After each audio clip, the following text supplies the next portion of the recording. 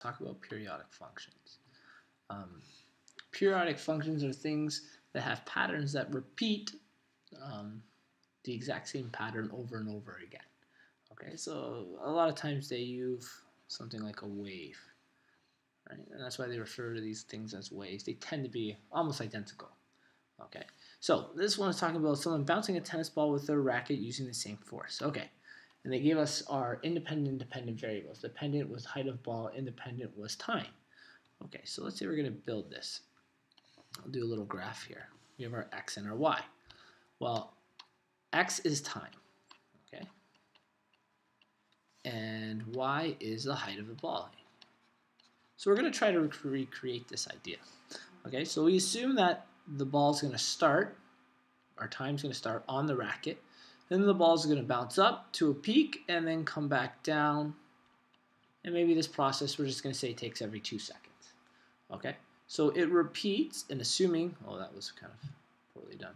It's using the same force every time. We get the same pattern over and over again, right? And this would be considered periodic because we're repeating the same pattern over and over and over again. It's reaching the same height. The maxes are all the same. The minimums, which are the bottom of the racket, are all the same. And the length between the pattern is, we assumed was 2 seconds, was the same. So this is 2, 4, 6, and 8. Okay? Does that make sense? And that would be roughly a decent graph. Our second one here, a ball dropped from a 3-story building bounces up to 80% of its previous height. Okay. So same idea. And they've told us that our variables are independent is time again, so x is always our independent, and that's going to be time, and height of the ball will be our y, height. Okay, now we're not going to use actual specific heights, we're just going to say that, you know, we assume this is the 3-story building, and maybe that's 100, something like that. Well, the ball gets dropped, right? So the ball drops, hits the ground, and how high does it bounce up to? 80%. So that would be maybe like 80, let's say.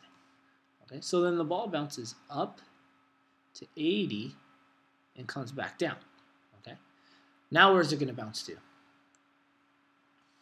I'm going to tell you, it's going to be something like 64.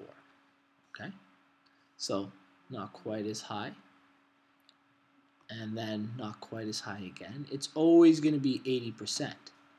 Now this pattern looks very similar, but are all the maxes the same?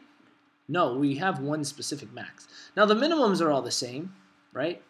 They're always at the ground. So the minimum's the same, but our maximum is not the same. And our intervals, most likely with the height of the ball, are going to change. It makes more sense that the higher it goes, the longer it stays in the air. And probably what's going to happen is they're going to get tighter and tighter together because the ball's not in the air as long. So gravity pulls it down essentially faster. Okay, so I know I drew them, they look like they're somewhat symmetrical, but it would actually increase in speed. Okay, does that make sense? So this one is not periodic. This is not. What the heck? There you go. And I'm just going to leave it at that because the computer says something. So look at the entire page. So that is a not periodic function.